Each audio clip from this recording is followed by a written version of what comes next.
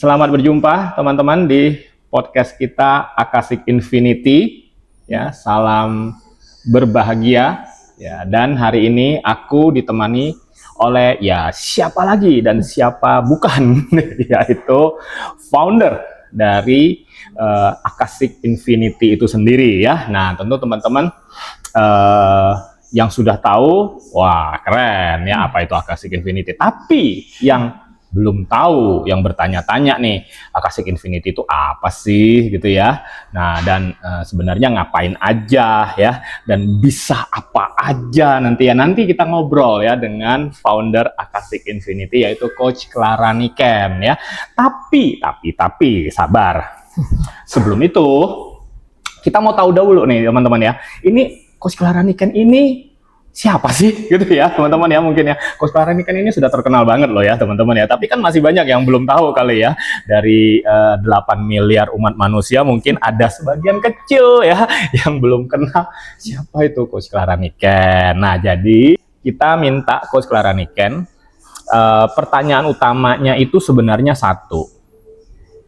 Akasik Infinity ataupun kelas-kelas yang sebelumnya ya, Coach Clara Niken ini setahu aku ini memang ahlinya di bidang grafologi juga teman-teman ya.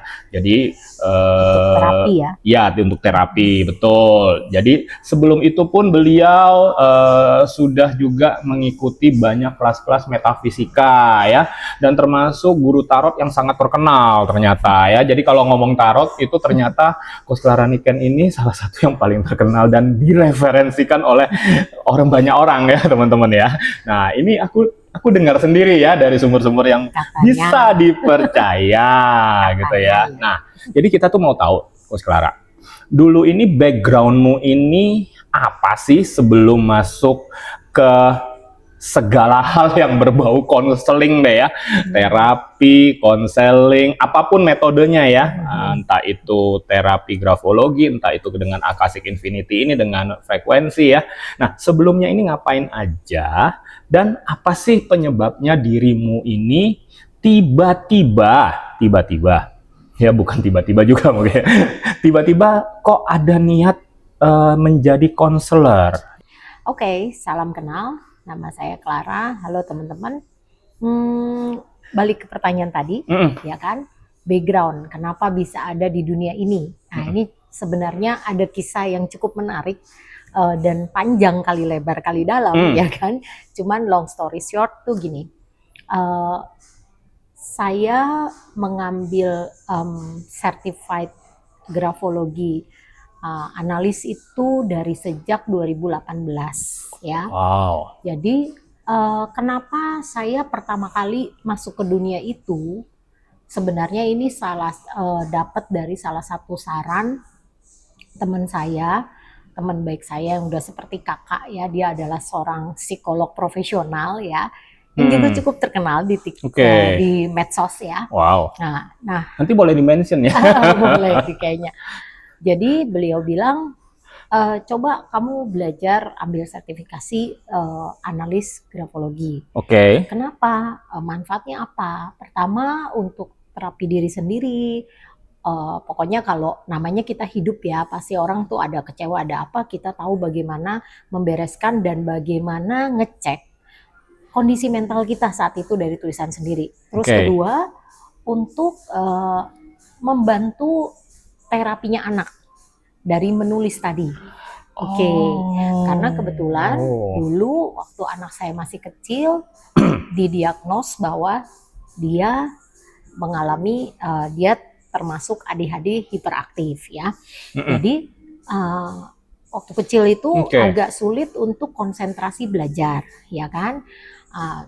Makanya agak sedikit telat untuk perjalanan sekolahnya. Jadi memang lika-likunya dari dia kecil saya kenyang dengan namanya pergi terapi, coba segala macam sampai yang istilahnya non medis segala dengan aromaterapi, semua yang ya sebagai orang tua ya kita tetap pengen do the Terapi-terapi best ya. alternatif gitu ya. Ya, Tapi kita bukan dukun ya, teman-teman ya. do the best buat anak-anak, dan saya sendiri pun akhirnya cari tahu apakah itu, terus bagaimana pengaruhnya dalam stage setiap usianya dia.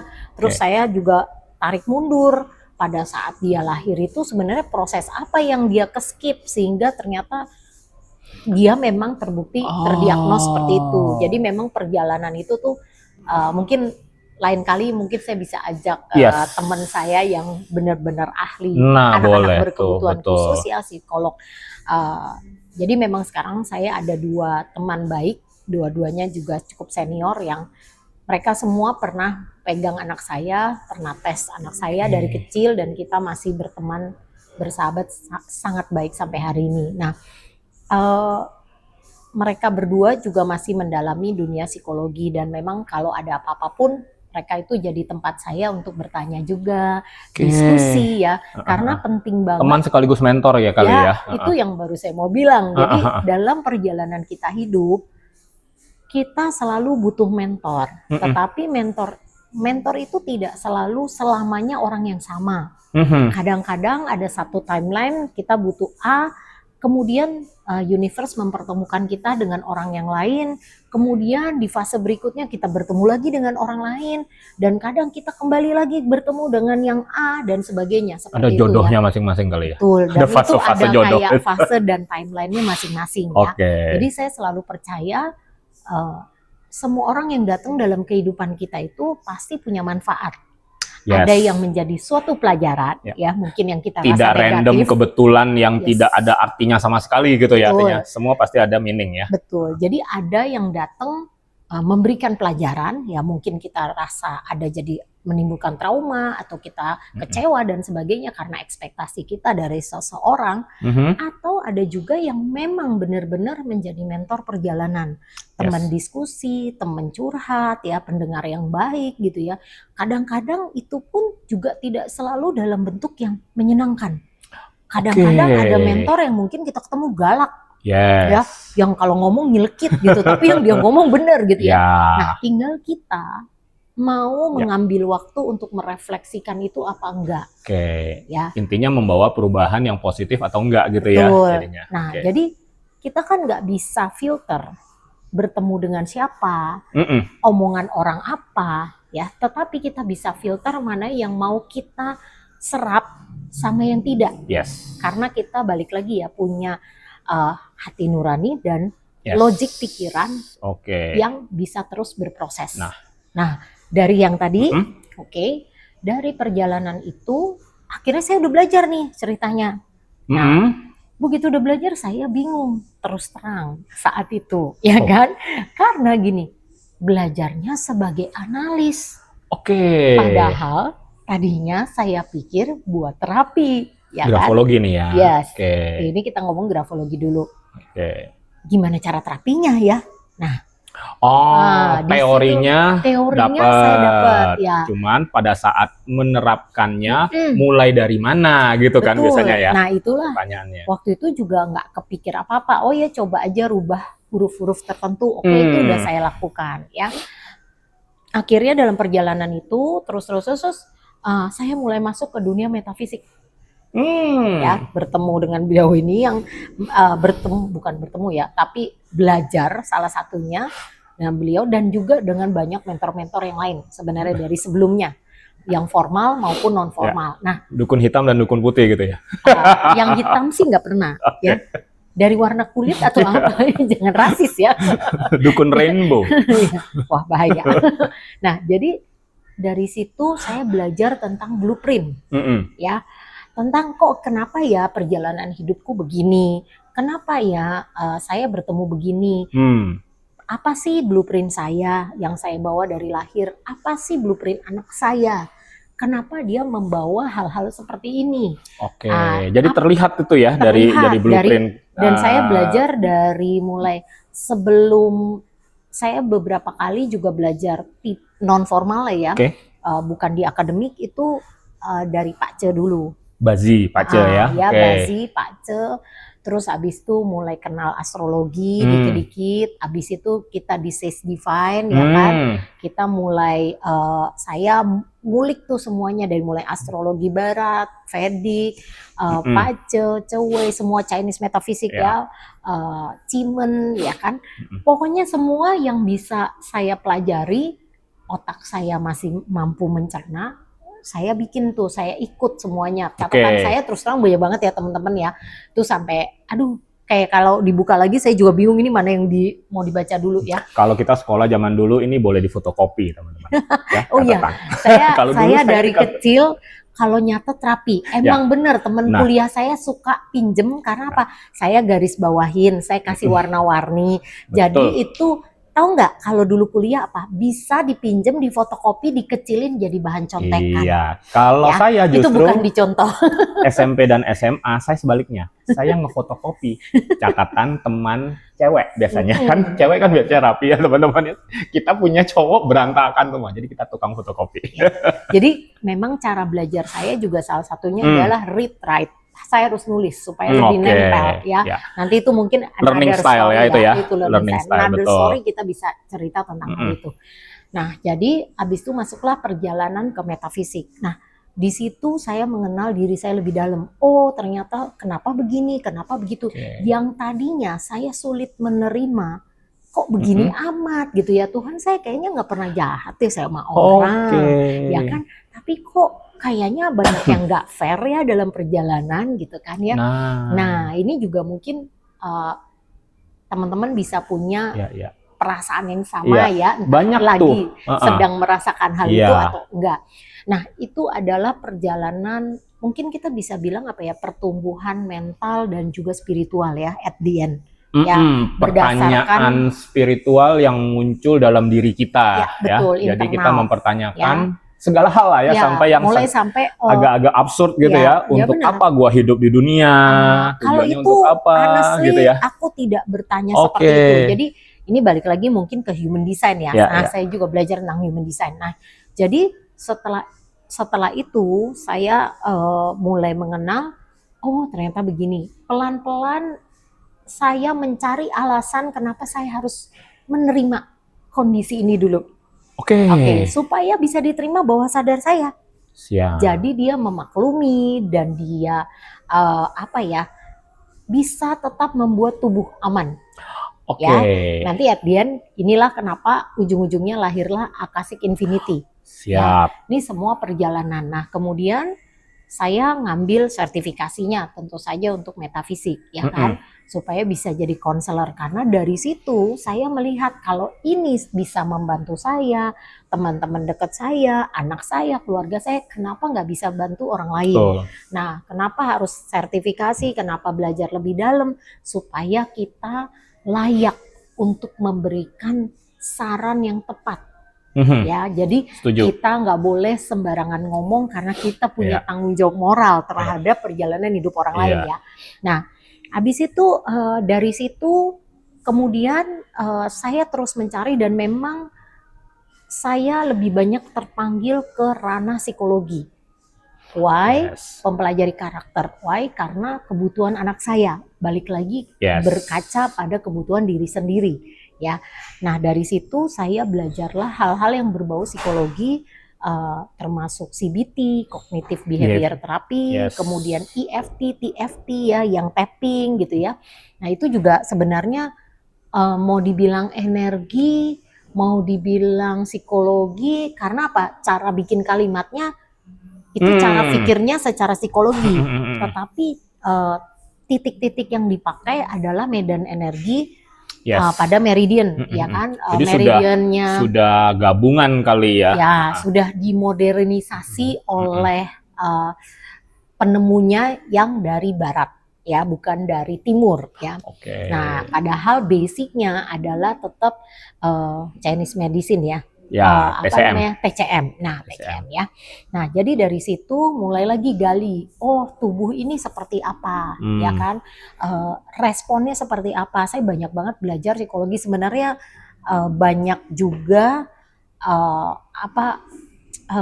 sertifikasi lain yang saya ambil satu-satu secara online gitu ya, tapi saya belajarin berulang-ulang ya. Yes. Dan itu kadang-kadang saya udah terus terang aja lupa ya. Tapi yang Mungkin sama lah gede-gede ya, ini teman-teman, ini karena banyak pengalamannya belajar. orang yang sibuk belajar dan yang gila belajar ya, pasti ya ngumpulin seperti itu juga ya, karena kita curious ya sebenarnya, Betul. mau tahu dan pengen tahu. Cari solusi. Betul. Sebenarnya intinya itu. Jadi kalau mau ngomong saya apakah orang yang jago belajar akademik? Enggak.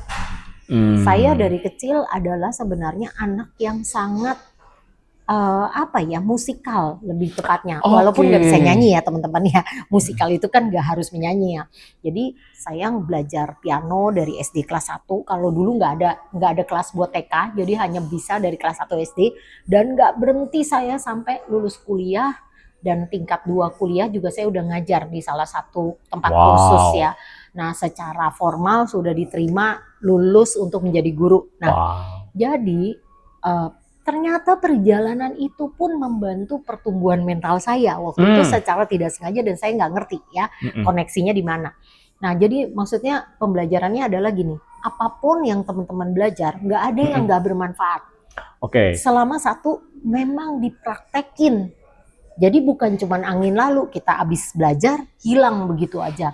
Dicoba dulu. Pada saat itu memang cocok, kita lakukan berulang sehingga subconscious kita atau bawah sadar kita merekam. Merekam dan itu menjadi habit baru pada saat coping mechanism ya. Pada saat kita punya masalah atau lagi dapet challenge secara emosional. Nah, habis itu, jadi saya dari kuliah itu sudah memang guru ya. Guru musik sambil saya kuliah teknik sipil. Nah, sebenarnya saya mau kuliah double tapi waktunya udah nggak memungkinkan lah ya. Nah, kenapa saya bilang saya bukan orang yang jago akademik? Dulu tuh kalau mau dibilang ya, kan nggak semua orang ini tertarik dengan akademik. Saya tuh tertarik hal akademik itu agak terlambat sebenarnya. Karena saya baru sekarang kayak tertarik hal-hal yang berbau body, kayak biologi ya. Padahal, jadi mau kuliah lagi? Kalau memang sempat waktu itu kayak saya mau nerusin S2, bahkan S1 psikologi ya. Dan saya sempat konsultasi ya sama kebetulan saudara sepupu yang memang juga S3 gitu ya.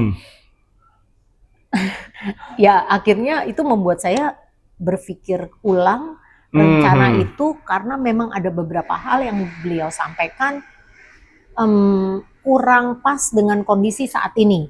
Kenapa? Ya kurang tepat dengan kebutuhan gitu kali ya. Bukan kebutuhan. Tapi kondisi saat ini. Karena gini, sekarang kita lagi transformasi masuk ke dunia AI kok. Yes, ya kan? Betul. Jadi hal-hal yang manual sebenarnya udah mulai bergeser. Sehingga kalau saya sekolah S1 lagi, saya harus pertimbangkan ulang kira-kira jurusan apa yang masih relevan. Saat sudah lulus nanti. Nah, ini yang tidak semua orang berpikir. Kadang-kadang gini. Ini penting loh ya teman-teman ya. Ini penting loh teman-teman yang teman-teman yang mau kuliah atau anaknya mau kuliah ya. Ini penting loh. Betul. Jadi kadang kita cuman ya kan aku bisa bayar, gue bisa bayar. Betul. Gue juga mampu lah ngatur waktu. Tapi bukan itu masalahnya. Karena kita akan wasting time, wasting duit, dan yang paling parah wasting energi. Iya. Dan setelah kita selesai melakukan prosesnya ternyata what next gitu kan. Terus kayak tidak membawa manfaat terlalu besar gitu ya. Ya betul. Jadi itu harus tetap relate dalam perjalanan karir yang udah kita pilih. Maksudnya secara pribadi ya teman-teman ya. Ini secara pengalaman saya ya. Kalau teman-teman yang lain mau kuliah psikologi atau yang lain ya terserah ya teman-teman ya. Disesuaikan dengan kebutuhan masing-masing loh. Sampai saya juga pernah nih mau S2 lanjutin dulu komunikasi ceritanya. Karena saya seneng tuh kayaknya saya ngeliat gini, orang kurang bawel, merasa kurang bawel. Itu dia masalahnya. Jadi gini, kok orang kerja PR tuh keren ya. Jadi PR itu keren gitu ya. Namanya kan biasa ya kita comparing. Nah, ya balik lagi comparing. Terus ada satu teman sekolah saya nih, lucu banget. Komunikasi batin mungkin ya. Komunikasi goib kayaknya. Nah, betul. Terus teman saya nanya gini, emang lu ada masalah komunikasi? Katanya gitu. Terus saya mikir, lah emang kalau kuliah lagi itu harus ada masalah baru ngambil kuliahnya? Ini kan bukan kelas healing ya. Betul. Tapi saya pikir-pikir lagi ada beberapa poin-poin dia yang membuat saya gini, ya juga ya.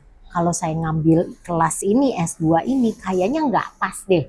Mungkin saya butuh jurusan yang lain, tapi saya belum tahu.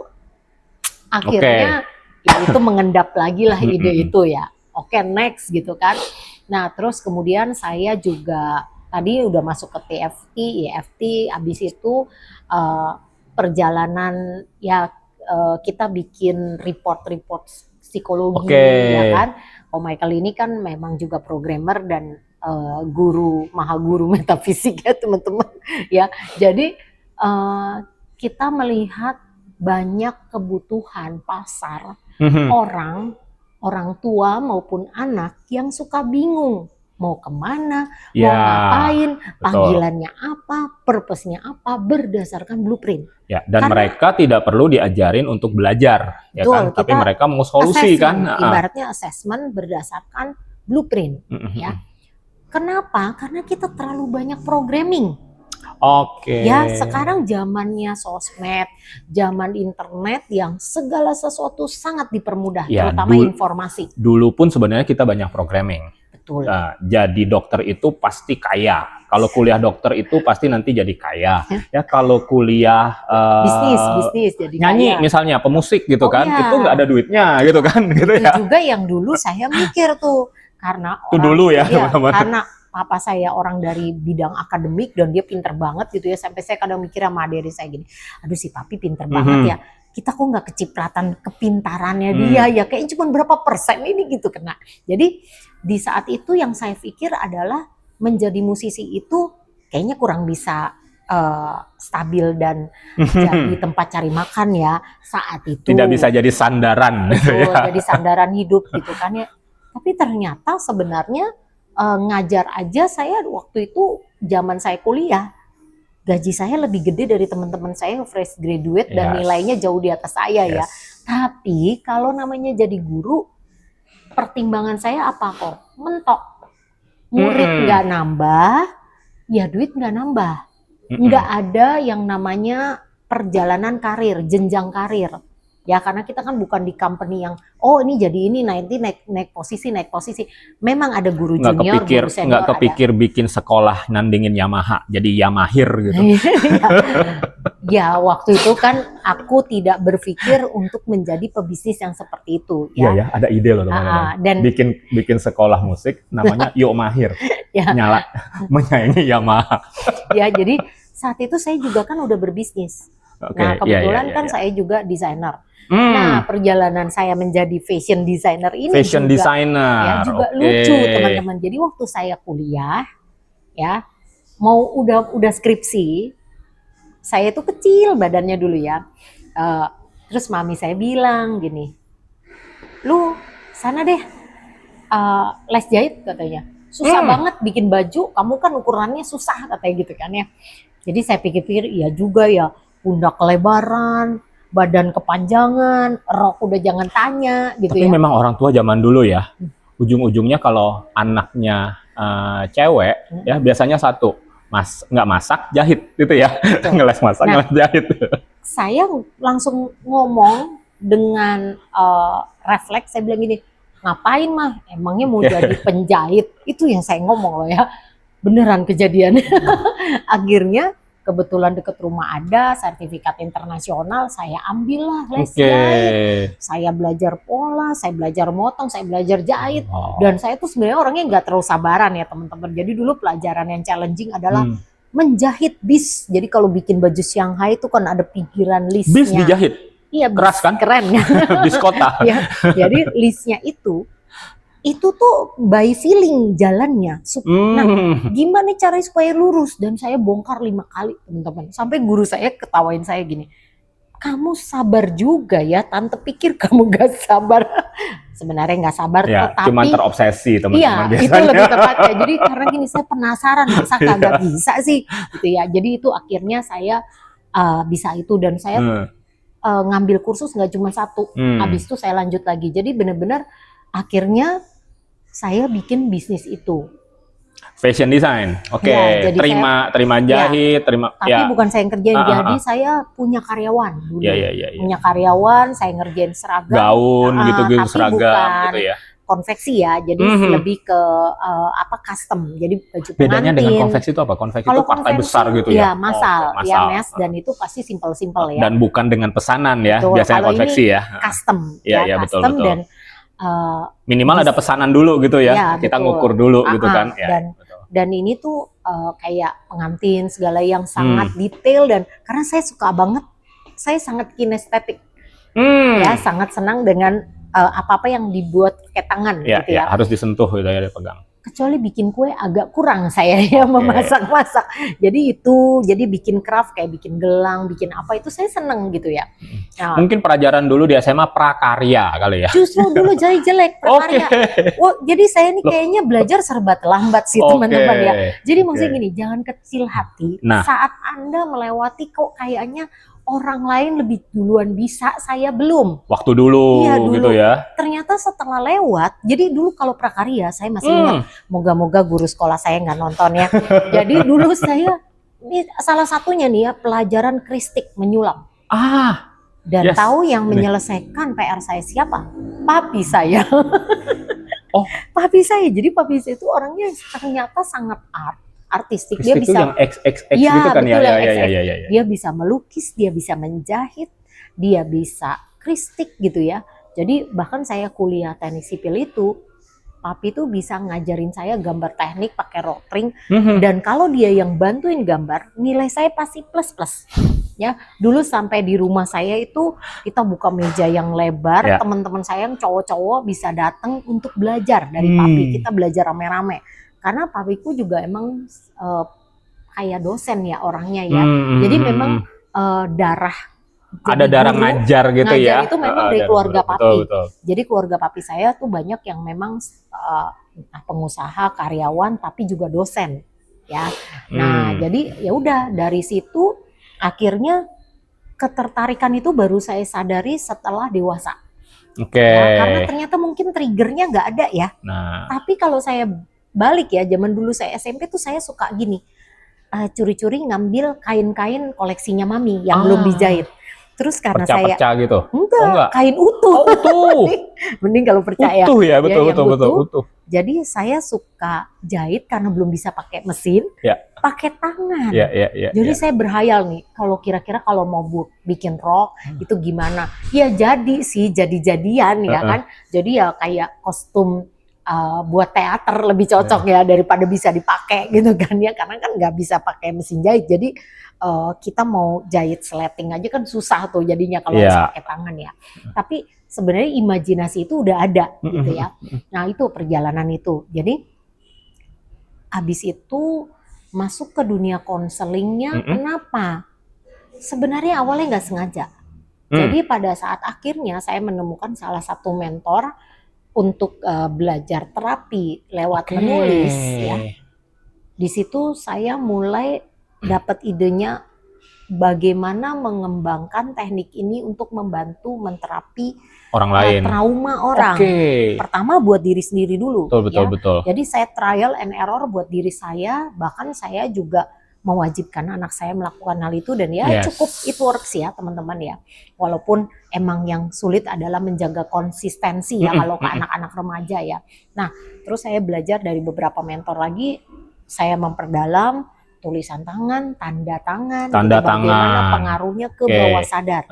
Nanti kita bahas tulisan tangan dan tanda tangan di sesi lain ya teman-teman ya. Betul. Jadi banyak yang aku bisa bagiin mungkin ya, EFT, TFT juga boleh. Kadang kapan-kapan kita bahas tentang itu. Terus juga banyak kesadaran baru itu muncul karena proses pembelajaran hidup, pembelajaran akademik dan non akademik ya kan, dan bertemu banyak sekali dalam perjalanan saya itu teman-teman yang lebih senior dan sebagainya, berbagi cerita, berbagi pengalaman, itu tuh ternyata membantu pertumbuhan mental dan spiritual ya. Nah dari situ juga akhirnya terus dari yang tadinya coba sendiri Terus saya melihat ini bagus banget manfaatnya buat banyak orang, dan saya nyoba bukan 1 bulan 2 bulan ya teman-teman ya, hampir setahun dan memang banyak termanifestasi dari yang apa saya tulis. Betul. Akhirnya sebenarnya Ko Michael juga yang menceburkan saya ya, menjegal saya masuk membuka kelas. Itu perlu bukti lain ya teman-teman, dicari bukti tertulisnya dulu nanti. Karena gini, saya dulu merasa gini, di fase itu siapa sih saya mau jadi konselor ya. Banyak orang lain yang jauh lebih hebat dan lebih senior. Apa iya di perjalanan ini, di pengalaman ini udah bisa cukup menempatkan saya layak untuk membantu orang lain. Nah, itu yang saya pikir, dan saya sadar banget pada saat itu adalah gini. Pada saat kita menjadi konselor, kita akan dihantarkan oleh universe orang-orang yang belajar sama kita yang mungkin bisa men-trigger ego dan shadow kita. Yes. It means kita harus siap untuk selalu bertransformasi. Kita belajar justru dari klien-klien ya yang datang kepada kita ya, benar. Kita healing mereka, ternyata mereka pun healing kita. Yes, pasti. Itu yang saya suka dari perjalanan itu pasti. Akhirnya. Walaupun dimulai dengan banyak kekhawatiran. Ya, pada akhirnya dari perjalanan itu ya, akhirnya saya pikir gini, ya kalau nggak sekarang mau kapan? Coba dulu deh, simple-simple. Saya mulai dari harga yang sangat murah. Tiap hari ngecek tulisan orang selama 30 hari. Bayangin teman-teman, cuma di handphone ya, mata itu kayak udah berkunang-kunang gitu ya kan. Dan itu muridnya pertama kali itu 60 orang. Wow. Saya udah deg-degan terus terang. Tapi ternyata akhirnya yang ngumpulin PR ya cuman setengahnya kurang ya. Di satu sisi saya sangat bersyukur karena kalau enggak saya juga ngap ya. Tapi di sisi lain ya memang banyak orang cuman iseng-iseng berhadiah. Ya coba-coba, intip-intip. Tapi biasa sih itu. Iya, dan it's okay. Biasa. Buat saya it's okay karena semua orang datang kalau mereka bayar kan mereka berhak mencicipi ilmu kita. Mau mereka pakai lagi, mau mereka pakai sendiri, mau mereka pakai untuk melengkapi metode mereka, mungkin pekerjaannya lain. Saya akan sangat bersyukur semua yang saya ajarkan bisa bermanfaat. Ya, apalagi kalau mendatangkan keberuntungan dan juga uang lah ya buat mereka. Yes. Ya, meningkatkan value-nya mereka. Saya tidak akan pernah namanya ke-trigger atau ribut, ilmu saya nggak boleh dipakai. Lah kita kan juga belajar ya dari orang lain ya. Jadi kalau kita bayar itu kita berhak. Ya kan, tinggal gini, seperti apa kita pakainya. Ya mungkin ada tempat-tempat tertentu yang punya aturan tertentu. Itu seperti mungkin aku memberikan air minum kepada dirimu, tapi kemudian aku bilang nggak boleh diminum. Ya atau gini, minumnya ini air minum, kamu harus pakainya untuk ini saja. Di luar itu tidak boleh, nggak bisa teman-teman. Apalagi kalau itu bukan hanya diberi, orang tersebut membeli. Artinya memberikan nilai tukar ya. Nah itu. Jadi yang saya pikir gini, pokoknya I do my best untuk mengamalkan apa yang udah saya pelajari. Dan saya mencoba make sure bahwa semua orang mendapat atau saya mendeliver ilmu tersebut dengan baik. Minimal mereka paham ya, mau mereka lakukan atau enggak, prakteknya itu sudah kembali ke mereka sendiri. Karena dalam perjalanan kita nggak bisa maksain orang. Betul. Nggak bisa maksa orang untuk bertransformasi. Karena kadang timingnya orang belum pas. Jadi kalau kita kayak paksa dorong-dorong itu kayak dorong gerobak nggak ada mesinnya. Ya kita juga akan punya keterbatasan tenaga untuk melakukan itu. Jadi orang harus punya balik lagi kesadaran. Ya. Nah dari situ akhirnya tanpa terasa, terus saya mulai juga bikin kelas-kelas kecil lainnya, terus menerima konseling metafisik dan sebagainya. Tahu-tahu ya sekarang udah 3 tahunan ya, Mike ya. Untuk yang grafologi terapi, dan sekarang kita juga punya kelas bareng untuk bikin kelas transformasi ya kan. Ya dengan sound terapi dan sebagainya. Nah, lahirlah yang namanya Akashic Infinity.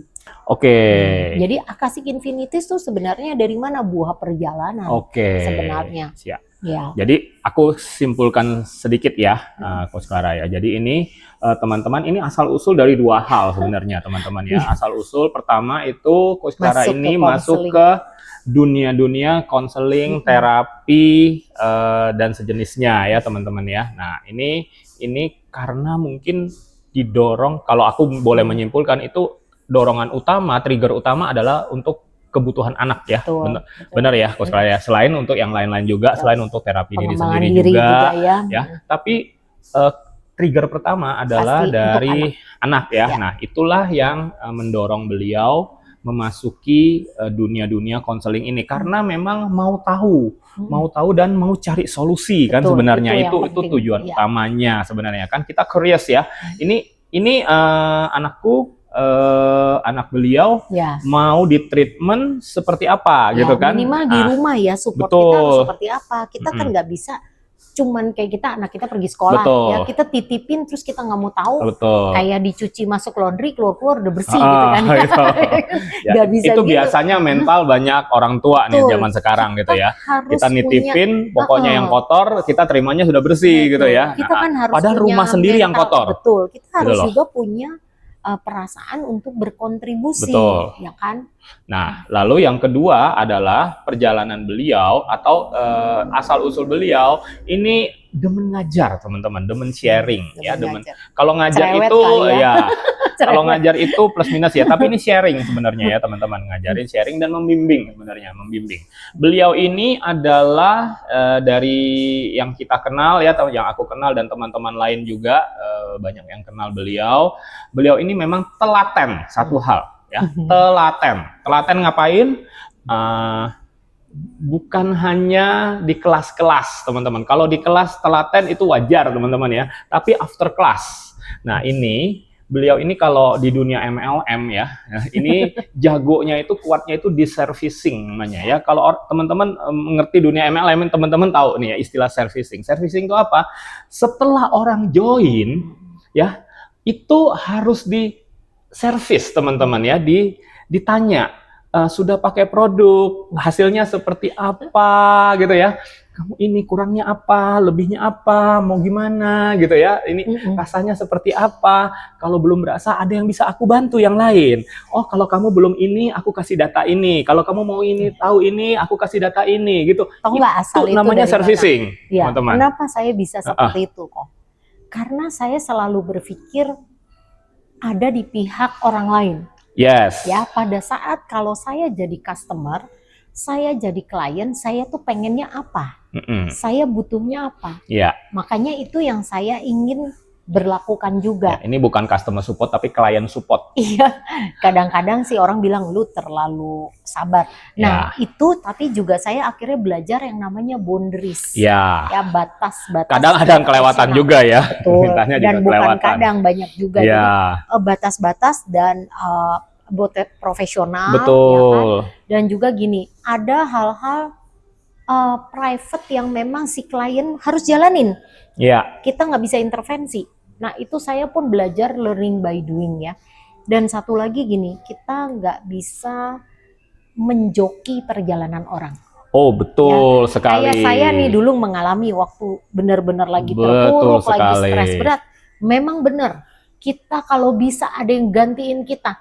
Oh aku mau tiba-tiba udah aku mau six pack tapi kamu yang latihan setiap hari ya selama 6 bulan ya.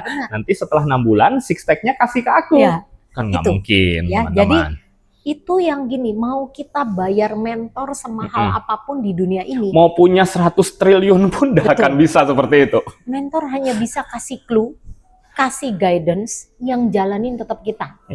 Itu aku belajar banget. Jadi gini, aku pergi kemana, semua pengen tahu gini-gini.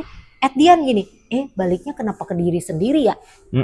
Makanya balik lagi, perlu kesadaran dan perlu fase acceptance. Udah sadar, terima dulu. Memang begini, habis itu what next? Karena kita nggak bisa kita diem aja duduk berpangku tangan tiba-tiba berubah, gitu ya. Biasanya bisa sih, berubah lebih jelek. Itu dia. Kalau kita diam ya teman-teman bisa mengharapkan dengan pasti ya, dengan hampir pasti kondisi akan berubah lebih jelek. Pasti loh teman-teman, Ya, ya. betul, Benar ya betul. teman-teman. Dan kita akan tambah frustasi. Karena Jelas. apa? Teman-teman seperjalanan kita udah kemana, lah Betul. kita kok masih di sini-sini aja. Ternyata apa? Attachment kita terhadap perasaan susah itu nggak bisa kita lepas. Ya, ini juga salah satu hal yang kita perlu sharing ya kan. Aku kan tapi begini, aku gini ya Tan. 1001 alasan akan bisa kita cari kalau kita mau escape.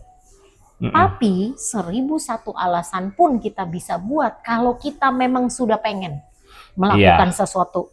Ya, itu comfort zone, teori comfort zone. Jadi kalau kita bilang kan gini, emang comfort. Iya. Ya makanya itu comfort zone. Dia rasa dia comfort karena berubah itu, karena untuk berubah bagi dia itu lebih tidak comfort daripada stay. Betul. Dan kadang gini, dua-dua itu sebenarnya nggak comfort. Ya, kita udah terbiasa. Jadi nggak ada comfort zone. Gitu. Kita udah terbiasa dengan kesusahan dan kondisi nggak enak ini, sehingga pada saat transformasi kita takut. Jadi sebenarnya mau berubah itu dirasakan lebih susah, lebih menyakitkan. Dan satu lagi apa? Setelah kita berubah itu adalah zona yang kita nggak tahu. Sehingga ada beberapa orang merasa bahkan gini takut masuk ke dunia atau fase yang baru. Kecuali hasilnya dijamin, dipastikan, dan itu biasanya sama orang lain, bukan diri sendiri. Kalau dia bisa menjamin dengan diri sendiri hasilnya, maka dia sudah punya motivasi dan kepercayaan diri, nggak perlu diapa-apain dan betul, tinggal dia lewatin pasti berubah kan. Sayangnya mau dijamin keberhasilannya oleh orang lain, nanti oleh kalau pihak nggak luar. bisa kita klaim, tinggal nyalahin orang lain. Pokoknya gua nggak salah, orang lain yang salah. Betul. Dan di sini saya menemukan banyak gitu loh. Jadi memang kadang orang tuh perlu dikasih waktu jeda. Pada saat lagi sulit banget, kita memberikan nasihat sewajarnya. Habis itu biarkan dia berproses dulu kok. Setuju. Ya, jadi itu pun saya mengalami. Kalau enggak kita yang ngotot kan jadinya. Betul, kan gini. Lah, yang mau hidupnya enak membaikkan dirimu. Kenapa betul. Jadi aku yang lebih keringetan dan lebih stres ya kan? Nah, ini akhirnya itulah yang tadi dibilang sebagai konselor yang profesional, mentor profesional, kita mesti tahu boundariesnya, batasannya. Ya. Jadi, mana kalau dalam spiritual mungkin mana karma kita dan mana karma dia, yang harus dijalankan masing-masing gitu ya, teman-teman. Setelah masuk di dunia spiritual, kita mulai berpikir gini, emang kita mau ikut menanggung karmanya, ya. Bukan egois dan bukan gak mau bantu orang judulnya ya teman-teman ya, tapi ini konteksnya beda.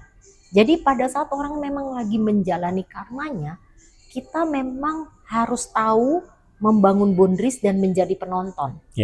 Tetapi saat orang itu memang datang dan bilang, please help me. Nah, barulah it means kayak memang dia itu kuncinya. Betul kan? Dia buka pintunya gitu ya. Menyediakan diri baru kita dibantu, masuk gitu ya. Baru kita boleh masuk.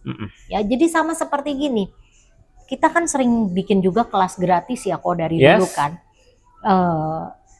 Banyak nggak orang yang datang cuman cari validasi atau konfirmasi? Ya, banyak, dan memang mereka belum siap untuk berubah. Dan biasanya pengen dibantu. Tetapi dengan cara mereka.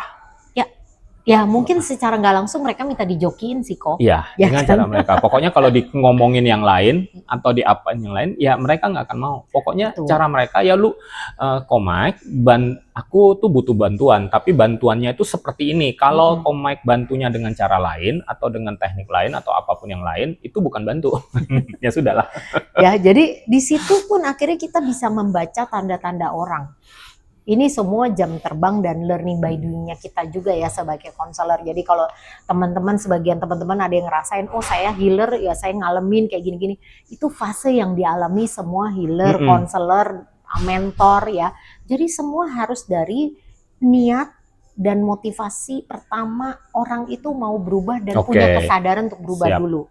Nah kita lanjut ya. Jadi itulah masuk dunia konselor udah ya kan. Lalu mengajar dan mengajar dulu, mulai ngajar piano, saya juga belajar alat musik lain segala ya. Jadi mungkin di kelas-kelas sekaligus profesi konselornya saat ini, konselor dan healer saat ini, plus di guru di kelas-kelas gitu ya, itu sudah ada prekursornya ya, sudah awalannya, sudah ada sejarah yang panjang sebenarnya ya, bukan baru. teman-teman ya. Nah, ini yang ingin Coach Clara sharekan bahwa kehidupan beliau ini, perjalanan kehidupannya membawa di titik sekarang gitu ya. Nah, jadi ini mungkin relate ya kepada kita semua.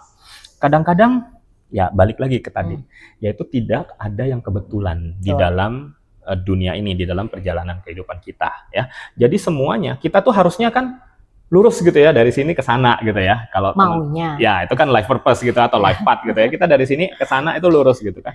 Tapi kan kita iseng ya, teman-teman ya. Dari kecil, dari remaja, dari ya dewasa pun gitu kan, kita miring-miring ke sana-sana dan Mampir dulu di ya, warung. mampir kemana? Ya kan? Kalau mampir, temen. ya kalau mampir dulu, dihentak ya. gitu kan, atau warungnya kebakar gitu kan. Jadi kita mau nggak mau harus gerak lagi kan, jalan lagi.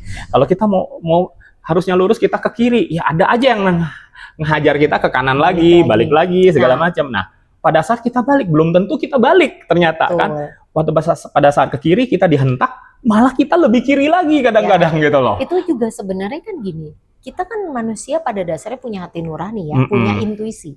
Sebenarnya udah ada yang ngasih tahu nih, jangan belok kanan.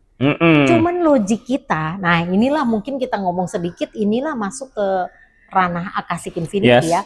Mind and body nggak terkoneksi itu ya gitu. Otak logik kita berpikir, tapi kayaknya bagus itu peluangnya belok kanan ya. Terus kayaknya jalanannya akan lebih oke belok kanan.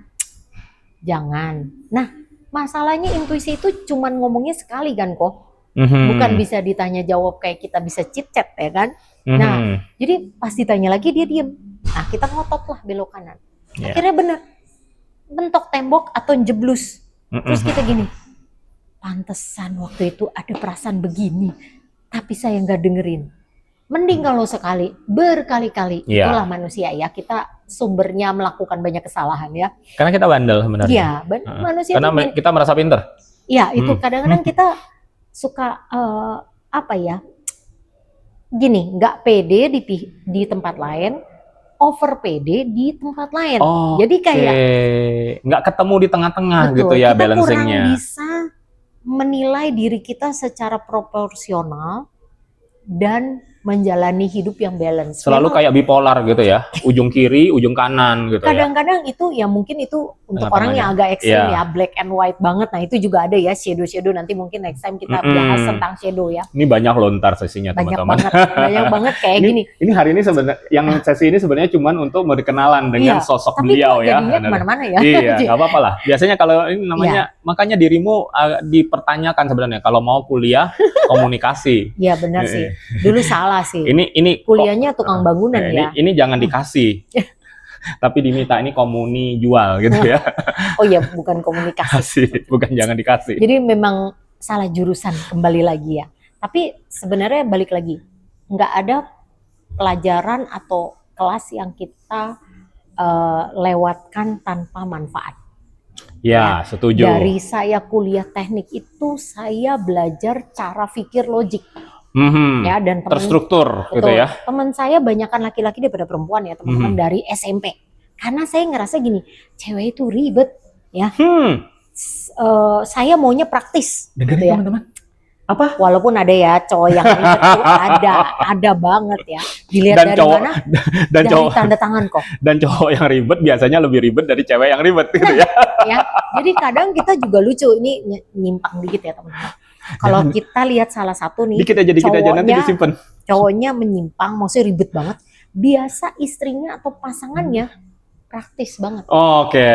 Jadi sebenarnya makanya ya, makanya yin yang dong ya. Iya, berpasangan itu nggak selalu kalau zaman kita sekolah, wah cari pacar itu yang sevibrasi katanya anak zaman sekarang bilang. Tapi sevibrasi dalam mindset anak ABG adalah yang punya hobi yang sama terus gitu ya. Punya tontonan film yang sama gitu, jadi bisa pergi bareng-bareng. Tapi setelah dewasa, yang kayak begitu malah nggak seru. Nanti kita bisa bahas ini teman-teman di sesi Twin Flame dan Soulmate ya teman-teman. Tapi nanti ya. Itu keren ya teman-teman, karena apalagi ini past life ya kan. Nah jadi itu another story ya. Kita udah masuk ranah nanti terlalu lebar ya. Nah jadi itu kita mesti balik lagi sadar ya. itulah perjalanan kesadarannya saya. Iya. Ya juga saya ada ambil lah ya untuk mindfulness kelas segala macam ya. Kan versinya banyak ya. Ya, nanti kita bisa bahas Ya, satu itu sesi juga lagi bisa bahas, mindfulness, betul. teman-teman. Karena gini, belajar secara Yes. teori dan menjalani secara Yes. praktek itu dua hal yang berbeda. Ya, karena pada saat kita mempraktekkan ilmu-ilmu yang kita pelajari, pertama yang harus kita buang apa? Ego kita dan juga kesombongan kita. Karena gue udah belajar, gue lebih tahu. Lu enggak, ya. Tapi belum tentu gue jalanin, ya kan? Nah, jadi sama seperti terapi nulis, teman-teman boleh adu. Saya sampai hari ini masih nulis, makanya tulisan saya bisa. Saya nggak pernah malu kasih lihat murid saya. Jadi, ini tulisan saya, karena saya jalanin. Intinya mungkin kita harus kongruen ya dengan apa yang kita ajarkan, dengan apa yang kita terapkan sehari-hari loh. Betul. Ya bukan kita terapkan sekali doang di zaman dahulu kala. Ya, gitu ya. Walk the talk. Ya, walk the talk, betul. Jadi kongruen, kongruen itu sama dan sebangun ya. Betul. Sama dan sebangun itu omongan dengan tindakan gitu ya. Nah, jadi harus mencerminkan. Dan biasanya orang yang nggak kongruen itu kalau kenalan mungkin pertemuan pertama nggak kelihatan ya, tapi sudah makin lama makin dekat, lo langsung ketahuan itu ya. Lain mulut, lain di hati, lain di bibir, lain di hati, lain di tangan, lain di kaki, lain di macam-macam gitu ya. Karena gini, kita berangkat dari diri kita sendiri aja sebenarnya gampang. Ya. Kita manusia itu nggak ada yang nggak punya shadow. Yes. Ya? Cuman bagaimana shadow itu keluarnya terkendali atau enggak. Ya. Karena kembali apa ke kesadaran. Ya balik lagi cuman itu intinya. Ya udah, jadi ya itulah perjalanan sampai akhirnya kecebur di konseling. Nah, akasik kita ngomong ya. Mungkin tentang akasiknya di sesi yang berikutnya. Jangan nyambung terus nanti. Oh enggak, ini mungkin cuman gini ya, Koy. Akasik itu adalah perpaduan semua ilmu mind, body, and soul.